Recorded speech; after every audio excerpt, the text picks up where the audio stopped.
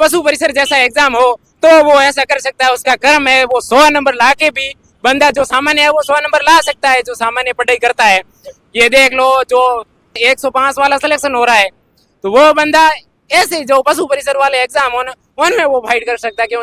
First shift वालों का normalisation थी ना, काफी विद्यार्थी इसका विरोध भी कर रहे हैं, वो ठीक कर रहे हैं या नहीं कर रहे? विरोध होना चाहिए। या मेहनत कर रहा है जो 125 नंबर ला रहा है और 105 नंबर ला रहा है, वो बराबर है। साथियों नमस्कार, मैं हूं आपका दोस्त राजेंद्र कुमार लोट और आप देख रहे हैं द मोदी न्यूज। अभी एक भर्ती परीक्षा है जो राजस्थान की पशु परिचर भर्ती परीक्षा, ये बड़ी विवादों में घिरी हुई है। और इसका जो एग्जाम हुआ था दरअसल ये दिसंबर के अंदर हुआ था और कल इसका स्कोर कार्ड जारी हुआ है। जो बच्चे कंपटीशन की तैयारी करते हैं वो उन सबको पता होगा, मेरी बात से वो ताल्लुक भी रखते होंगे कि ये पशु परिसर जो भर्ती परीक्षा है ये अभी विवादों में क्यों है। और दरअसल जो ये विवादों में है, सबसे पहले मैं आपको बता दूं, ये नॉर्मलाइजेशन जो प्रक्रिया है राजस्थान के जो आरपीएससी है, उस आरपीएससी के द्वारा ऐसी व्यवस्था बनाई गई है कि जो एग्ज़ाम एक शिफ्ट से ज़्यादा शिफ्ट के अंदर एग्ज़ाम आयोजित किया जाता है, उस एग्ज़ाम में के जो पेपर्स होते हैं वो कईयों के टफ शिफ्ट के पेपर टफ आ जाते हैं, कईयों के नॉर्मल आ जाते हैं। तो उनको बराबर करने के लिए नॉर्मलाइजेशन की प्रक्रिया जो होती है लागू की जाती है। लेकिन जो पशु परिचर भर्ती परीक्षा है वो अपूर्ण रूप से विवादों में आ चुकी है। हालांकि इस पे स्टे भी लगा हुआ है। ये भर्ती दरअसल 2024 की भर्ती है और इसका जो एग्ज़ाम जो था वो आयोजित किया गया था दिसंबर के अंदर किया था, 15 से 18 दिसंबर के बीच में 6 पारियों में इसका एग्ज़ाम जो था वो आयोजित किया गया था। और ये पेपर जो थे वो एक बराबर नहीं आए थे, कुछ पेपर जो थे वो टफ आए थे, कुछ सिंपल आए थे। तो उनको बराबर करने के लिए नॉर्मलाइजेशन प्रक्रिया इस भर्ती परीक्षा के अंदर अपनाई गई। हालांकि नॉर्मलाइजेशन जो है ये काफ़ी सारी भर्तियों के अंदर लागू होता है, लेकिन इस पशु परिचर के अंदर ये पूर्ण रूप से लागू हुआ था। अब कल जो है इसका स्कोर कार्ड जारी हुआ है। इसका जो रिजल्ट था वो अप्रैल में आया था। और ये जो भर्ती हालांकि जो थी ये पहले तो 5,900 के आसपास पदों पे हुई थी और उसके बाद संशोधित करके इसको 6,400 के आसपास ले जाया गया था। उसके बाद इसका जो रिजल्ट आया अप्रैल के अंदर, वो रिजल्ट आया था पीडीएफ जिसमें आया था, उस पीडीएफ में लगभग 4 लाख बच्चों का नाम था। और वो कह सकते हो कि जिसने भी क्वालिफाई किया था सबका इस पीडीएफ के अंदर नाम था। और ये सबसे बड़ा जो ढकोसला था वो उसकी शुरुआत जो थी वो यहीं से थी, इस 4 लाख वाले पीडीएफ में। अब जिसने भी मुंह उठा के एग्जाम दिया, लगभग 40% के ऊपर जिसके नंबर आए उस बच्चे का नाम उस पीडीएफ के अंदर था। और उस टाइम जैसे ही पीडीएफ देखा ना, बच्चा एक बार तो खुश हो गया था कि अपना इस पीडीएफ में नाम आ गया। फिर उसको उठा के देखा ना तो लगभग 5 लाख बच्चों के नाम थे, वो ज़्यादा ही थे, कहीं 40% लगभग जो ऊपर बच्चे थे उन सबके इसके अंदर नाम थे। फिर उसके बाद जाके 12-15 हज़ार के आसपास बच्चों को बुलाया था और बुला के उसके डॉक्यूमेंट वेरिफिकेशन किया था। फिर जाके भर्ती ये विवादों में आ गई और विवादों में आने के बाद ये भर्ती पर स्टे लग गया था, है ना। और अब जो भर्ती है सबसे ज़्यादा जो ये विवादों में घिरी, उसकी जो वजह ये है कि बच्चों के नंबर आए कितने, कईयों के बढ़ गए और कईयों के घट गए। हालांकि पेपर ऐसा मानती है कि पेपर जो आया है वो टफ आया है। हालांकि टफ जिस टाइम बना रहे थे उस टाइम आरपीएससी को शायद पता नहीं होगा कि पेपर कौन सा टफ है और कौन सा सरल है।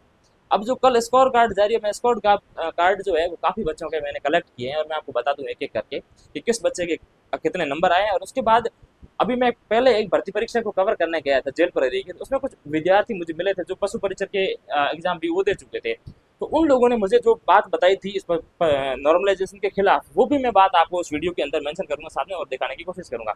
और उसके साथ ही साथ जो मैं आपको रिजल्ट बता रहा हूँ, कल जो स्कोर कार्ड जारी हुआ है ना, उस स्कोर कार्ड के अंदर कितने कितने नंबर आए हैं बाकायदा मौजूदा, और उसमें बढ़ के कितने हुए हैं और कईयों के घट के कितने हुए हैं। काफ़ी सारे मैं रिजल्ट मैंने कलेक्ट किए, वो भी मैं आपको साथ में मेंशन कर दूंगा, स्क्रीन पे आपको दिख रहे होंगे। अब एक बच्चा है, उसके जो नंबर आए हैं 61 नंबर आए, 61 नंबर आए हैं और नॉर्मलाइजेशन हो गया, उसके नंबर बने हैं 79। 10-12-15 नंबर जितने भी कह रहे हो नंबर इसमें स्टूडेंट के बड़े हैं, ठीक है। अब उसके बाद जो एक दूसरा विद्यार्थी है उसके नंबर जो आए हैं वो आए हैं 87.589 नंबर आए हैं और 76 उसके घट के बढ़े हैं, 10-12 नंबर उसके घट गए हैं। अब बताओ, सपोज कीजिए कट ऑफ रहती 85 की, तो ये बच्चा तो पसट जाता एग्जाम के अंदर, बाकायदा नंबर लेके आए, मेहनत करके नंबर लेके आए 85। अरे सपोज कीजिए कि इसकी अगर कट ऑफ होती 82 तो बच्चा तो रह गया, क्योंकि इसके के बाद नंबर जो रहे हैं वो है 76। उसके बाद एक और बच्चा है, उसके जो नंबर आए हैं बता दूं आपको 119 नंबर आए हैं और 119 नंबर वाले बच्चे के बढ़ के नंबर हुए हैं 147। 119 मतलब 20 और 20 27 28 नंबर बढ़े हैं इसके, ठीक है। और दूसरा जो बच्चा है एक, मैं सबके जो रिजल्ट में इसमें देख के आपको बता रहा हूँ, ये सारे मैं मेंशन करूंगा साथ में और आपको दिखाऊंगा बाकायदा। एक बच्चे के नंबर आए हैं 102 और उसके बढ़ के हुए हैं 126 नंबर, मतलब 24 नंबर बढ़े नॉर्मलाइजेशन के अंदर। कभी सुना है इतने इतने नंबर बढ़ते हुए, इतने नंबर घटते हुए? है ना। और एक और बच्चा है, उसके नंबर आए हैं 127 और उसके घटके हुए हैं 114 नंबर। वो पेपर के अंदर 127 नंबर लेके आया है। अगर कट ऑफ के आधार पर देखिए, हालांकि इसका तो अ, परिणाम जो सकारात्मक ही रहा होगा, मेरे ख्याल से सिलेक्शन हुआ ही होगा, लेकिन फिर भी मैं कह रहा हूँ कि अगर 114 इस बच्चे के घटके नॉर्मलाइजेशन के बाद नंबर हुए, अगर कट ऑफ 116 के रहते बच्चा तो रह जाता, जबकि ईमानदारी के इसके नंबर 127 नंबर है। 127 नंबर लाने के बाद भी बच्चे का चयन इसमें नहीं हो रहा है। ठीक है, उसके बाद और जैसे विद्यार्थी है, उसके जो नंबर आए हैं 131 और घटके कितने हुए 118। एक बच्चे का नंबर आए हैं 109 और बढ़ के हुए हैं कितने 135 नंबर। तो इतना फ्रॉड जो है पशु परिचर भर्ती के अंदर जो देखा गया है, वो किसी भी भर्ती परीक्षा में नहीं देखा गया है। आलोक राज, इन आलोक राज ने हमेशा, तो वैसे कोई भी बच्चा छोटा सा ट्वीट भी करता है ना, तो इसके जवाबदेही में वापस से ट्वीट करते हैं, जवाब देते हैं, बाकायदा बच्चों को ट्वीट करते हैं, और दिन में 5-7 ट्वीट उनके आने फिक्स होते हैं। लेकिन ये कल जो स्कोर कार्ड जारी हुआ, उसके बाद साहब ने अभी तक मुंह खोला नहीं है। अब खोले भी तो कैसे खोले, 25-25 नंबर बढ़ा रखे, 12-12, 15-15 नंबर घटा रखे। अब बताओ कोई कैसे ही माने। अब एक बच्चा है, हालांकि बच्चे का इनका मैं नाम नहीं लेना चाहूंगा क्योंकि इनकी भी गोपनीयता है, उसके हिसाब से 109 नंबर आए हैं, तो बढ़ के हुए हैं 135 नंबर। कहाँ 109 नंबर और कहाँ 135 बढ़ के हुए हैं। तो ये पशु परिचर भर्ती वाला भाई इतना बड़ा फ्रॉड हुआ है, ये शायद ही किसी राजस्थान की वैकेंसी के अंदर हुआ होगा। हालांकि ये सोचने वाली बात है कि ये जो स्कैम है, ये आखिर विद्यार्थियों के साथ हो क्यों रहा है, समझ में ये नहीं आ रहा है। और दूसरी बात, जब पेपर टफ बन रहे हैं ना, तो बनाने वालों को ये पता ही नहीं होता है कि पेपर कौन सा टफ बन रहा है, कौन सा सरल हो रहा है, कि 5 ही पास तो वहाँ बैठते हैं नहीं। अब हालांकि इस आरपीएससी की हकीकत पता है ना, आरएस का पेपर हुआ था 2021 का पेपर था, मुझे, मैं अगर सही याद कर पा रहा हूँ तब। उसके अंदर एक क्वेश्चन आया था कि रूमा देवी का संबंध कहाँ से है। रूमा देवी जो है ना, बाड़मेर से संबंध है, और उनका संबंध कहाँ से है, वैसे सवाल आया था आरएस प्री के पेपर के अंदर। और उसके अंदर ऑप्शन आए थे, जिस ऑप्शन के अंदर बाड़मेर तो था ही नहीं, और आरपीएससी ने उसको सही माना था, मेरे ख्याल से झुंझुनू को सही माना था। और उसके बाद रूमा देवी ने खुद ट्वीट करके कहा था कि भाई मेरा झुंझुनू से उधर से कोई ताल्लुकात नहीं है, मैं बाड़मेर से हूँ। और ये पेपर की आरएस वाला के अंदर हकीकत थी।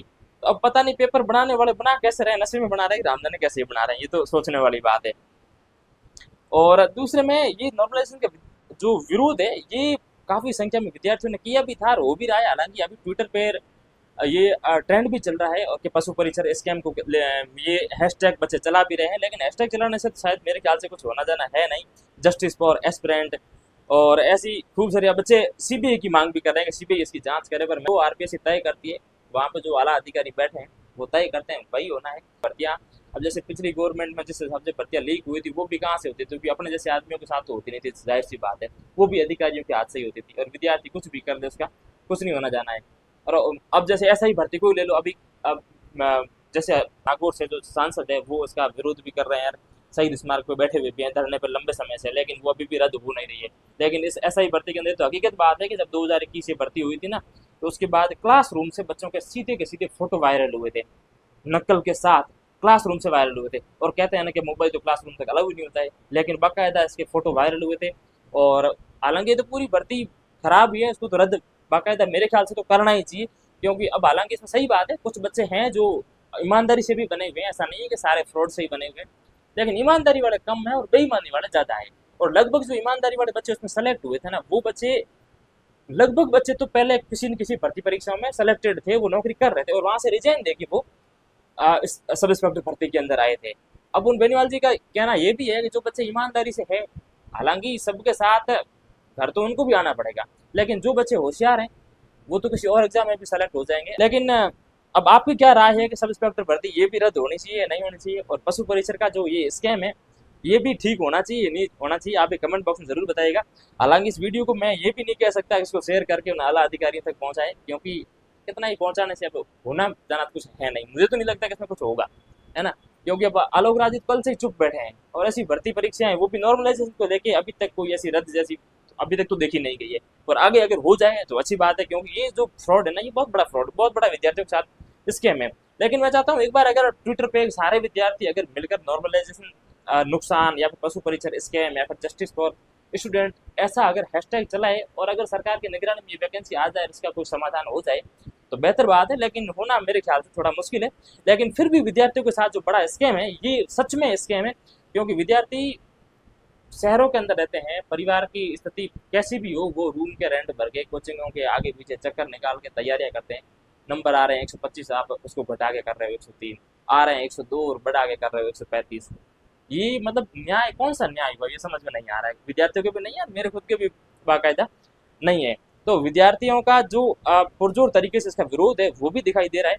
और बाकी आपकी क्या राय है, आप भी इसमें कमेंट करके ज़रूर बताइएगा। और जितने भी विद्यार्थी हैं, मेरा उनसे एक निवेदन रहेगा कि आप चैनल को सब्सक्राइब जरूर करें, क्योंकि जितनी भी भर्ती परीक्षा राजस्थान के अंदर आयोजित हो रही है उन सबके सेंटर पर जाके भी कवर करने वाला सबसे ज़्यादा हमारा ही चैनल है, हमारी टीम उस पर काम करती है। और जो भी आगे राजस्थान की जो वैकेंसीज होगी, एग्जाम आयोजित होंगे, उनका जो फीडबैक होगा वो लेने का काम भी हम करेंगे। तो आप प्लीज़ कोशिश करें कि इसको सब्सक्राइब करना बिल्कुल भी न भूलें और दोस्तों के साथ शेयर भी जरूर करें। और दूसरी बात, जो बच्चों का जो व्यू है, एक लड़के ने जो पुरजोर तरीके से इसका विरोध किया था, मेरे पास उसका क्लिप भी पड़ा है, वो क्लिप मैं साथ में मेंशन करके आपको दिखाऊंगा।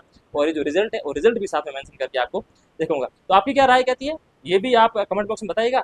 और अगर आपको उचित लगे कि किसी भी आला अधिकारी के पास या नेता मंत्री के पास ये वीडियो भेज के, या फिर जैसे भी आप ट्विटर पर ट्रेंड चला के उनकी अगर निगरानी में कानों तक ये बात पहुंचानी चाहो, तो उसमें मेहनत करनी चाहिए, मेरे को लगता है ये, क्योंकि ये है तो फ्रॉड में तो कोई ना कोई शक तो नहीं है।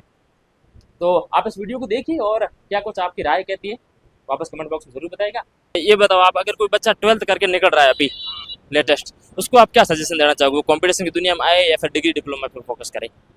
यदि उनको मतलब कंपटीशन इतना हाई है कि हर कोई फाइट कर नहीं सकता, जिसको जिसकी क्षमता है वो रट सकता है, वो मतलब कर सकता है, तो वो कंपटीशन की दुनिया में आए।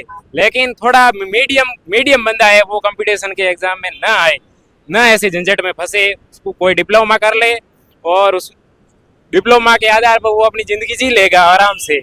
यदि वो अपनी में काबिलियत है कि मैं कर सकता हूँ और वो टॉप है, शुरुआत से भी टॉप है, तो वो बंदा आ सकता है। उसको साइड की भी जानकारी हो, सिर्फ किताबी कीड़ा अब नहीं हो पाएगा, साइड की जानकारी होनी चाहिए। जो सिलेबस दे रखा है उनसे भी क्वेश्चन बाहर आते हैं, जो साइड में भी ध्यान रखता है ना, उनका अब सिलेक्शन हो पा रहा है। अन्यथा जो बंदा देख रहा है कि ये सिलेबस है, ये किताब है, इनसे मैं पढ़ लूंगा और इनसे मैं पार कर लूंगा, वो नहीं कर पाएगा। अगर कोई विद्यार्थी, मान लो अब कई बार जैसे हम विद्यार्थियों से बात करते हैं तो उनका कहना होता है कि भैया कि बस फॉर्म भरा था, एग्जाम देने आगे। कईयों का तो मैं सुबह बात कर रहा था, वो तो कह रहे थे कि यार गवर्नमेंट ने इस बार किया ना कि अगर एक एग्जाम या 2 एग्जाम में लगातार नहीं जाएंगे तो पेनल्टी देंगे, वो 500-700 रुपये, 1000-1500 जो भी उनकी नियत मूल्य है उस आधार पे। तो उसके डर से कई तो एग्जाम देने आ रहे हैं। तो जिस हिसाब से आप कह रहे हो ना, उस हिसाब से ये लगता है कि वो इस हिसाब वो जो चाह रहे हैं ना कि बस जाएं और देख के आ जाए, उनका बेड़ा पार होना बहुत मुश्किल है उनका बेड़ा। जैसे कि यदि पशु परिसर जैसा एग्जाम हो तो वो ऐसा कर सकता है, उसका कर्म है, वो 100 नंबर ला के भी बंदा जो सामान्य है वो 100 नंबर ला सकता है, जो सामान्य पढ़ाई करता है। ये देख लो, जो लास्ट थी नहीं शिफ्ट, उसके अंदर 105 वाला सिलेक्शन हो रहा है, तो वो बंदा ऐसे जो पशु परिसर वाले एग्जाम हो उनमें वो फाइट कर सकता है। क्यों 105 बंदा जो साइड की ठीक ठाक तैयारी कर रहा है 4 लाख सकता है। 4 लाख वाली पीडी पे आपका नाम था? नहीं सर, मैंने दिया था, लेकिन वो मैंने फर्स्ट शिफ्ट में था, वो उसमें 4 लाख वाली में था, उसमें 1,05,000 के अंदर था। मैंने फर्स्ट शिफ्ट में दिया था, 1,05,000 के अंदर आया। फर्स्ट शिफ्ट वालों का नॉर्मलाइजेशन थी ना, काफी विद्यार्थी इसका विरोध भी कर रहे हैं, वो ठीक कर रहे हैं या नहीं कर रहे? विरोध होना चाहिए, या मेहनत कर रहा है जो 125 नंबर ला रहा है और 105 नंबर ला रहा है, वो बराबर है। 125 नंबर ला रहा है, वो 105 के बराबर है। हाँ, ये जायज बात तो ये है कि अगर मान लो पेपर पहले से अगर आप टफ दे रहे हो तो आपको पता नहीं है कि कौन सी पारी का पेपर टफ आ रहा है और कौन सी सिंपल आ रहा है, बाद में जाके आपको नॉर्मलाइजेशन जैसी करने की दिक्कत हो रही है, या फिर वो क्या कहते हैं उसे, मतलब नौबत भी आ रही है ऐसी आपको। ऐसी नहीं करनी चाहिए। यदि ये चाहते हैं कि एक एग्जाम में वो क्या है कि एक एग्जाम है जो बहुत हाई लेवल का है और एक कम लेवल का है, तो ऐसे करो जैसे कि एक शिफ्ट है, उन शिफ्ट में जो टॉपर है उनका सिलेक्शन कर दो, पदों का विभाजन करते सब भागों में, सब शिफ्ट में एग्जाम हुआ, पदों का विभाजन करते सब भागों में, उसके अंदर जितनी मेरिट आती है ऊपर एक पेपर है जैसे कि फर्स्ट शिफ्ट का पेपर हो, उसमें जो ऊपर मेरिट आती है उनका सिलेक्शन हो जाना चाहिए। यदि वो नॉर्मलाइजेशन ऐसा नहीं करते हैं, ये कोई नॉर्मलाइजेशन है? 100 नंबर का नॉर्मलाइजेशन होता है क्या? हाँ, भाई 2-4 नंबर 5 नंबर तक हो सकता है, लेकिन 25-25 नंबर का डिफरेंस उनको करना है कि कोई पेपर टफ है, कोई सरल है, तो उनका पदों का विभाजन करते सब भागों में अलग अलग, जो आ रहे हैं ऊपर उनको सिलेक्ट कर दो, ये ऐसे कर दो। यदि ये एग्जाम के पर सबसे बड़ी रोचक बात तो ये है कि इस बार तो रिजल्ट भी तो निकाला ना, 4 लाख विद्यार्थियों का रिजल्ट उसमें लिस्ट में नाम आया है। वो तो लगभग सारों का है जो मतलब पेन उठा के गया है। अब लगभग क्वालिफाई सबने किया है, लगभग 4 लाख ने क्वालिफाई किया, उनका नाम उस पीडीएफ में था, वो किया है। लगभग सब है, वो देने का क्या मतलब, कोई मतलब नहीं है। मेरे को तो ऐसा लग रहा है। और मैं व्यक्तिगत रूप से ही मानता हूँ कि अगर मान लो 4 लाख वाले पीडीएफ में विद्यार्थियों का 4 लाख का नाम है, तो विद्यार्थी क्या करेंगे, एक बार जैसे पीडीएफ में नाम देखेंगे ना तो बड़े खुश होंगे कि यार पीडीएफ में नाम आ गया। और नाम आते ही एक बार घर वालों को पक्का कहेंगे, और घर वालों को कहते मम्मी दादी बेचारे अपने तो अपने गाँव में इतने पढ़े लिखे तो है नहीं, तो वो सोचते हैं क्या बेटे की नौकरी लग गई, ठीक है। और फिर उनके माइंड में दूसरा क्लू ये भी रहता है कि नौकरी लगी किसकी सरकार में, कि भाई साहब भजन लाल की सरकार में, बीजेपी की और मोदी की सरकार में, है ना। तो एक सरकार के प्रति उनके प्रति एक पॉजिटिव वाइब जाए, तो शायद उनका ये भी एक पॉइंट हो सकता है ना। और मान लो कोई बच्चा अगर विद्यार्थी पीछे रहता है तो कहते हैं गलत गवर्नमेंट में क्या हुआ, कांग्रेस गवर्नमेंट में क्या हुआ, कुछ नहीं हुआ। लेकिन इनका 4 लाख में तो नाम आया था, वहां तो वो भी नहीं हुआ। तो गवर्नमेंट के ये टुकड़े हैं, बाकी राजनीतिक व्यू से देखे तो ये हो सकता है, लेकिन मेरे को ऐसा जो बोर्ड अध्यक्ष कर सकता है ऐसा नहीं करना चाहिए। राजनीतिक व्यू से देखे तो ठीक है, एक समय के लिए ठीक है, लेकिन वो 1 साल निकल जाएगा, उसके बाद में वो घर वाले पूछेंगे बेटा वो तेरा आया था उसमें हुआ कि नहीं हुआ, नहीं हुआ वो ऐसे ही था। ये राजनीतिक व्यू से नेगेटिव भी हो सकता है कि वो ऐसे ही दे दिया लेकिन उनको लिया नहीं, ये भी हो सकता है। हाँ, तो फायदे की जगह नुकसान भी हो सकता है। चलिए सकता भैया, बेस्ट ऑफ लक, आराम से जिंदगी। मेरा नाम है राजेंद्र कुमार लोट, आप देख रहे हैं द मोती न्यूज। नमस्कार।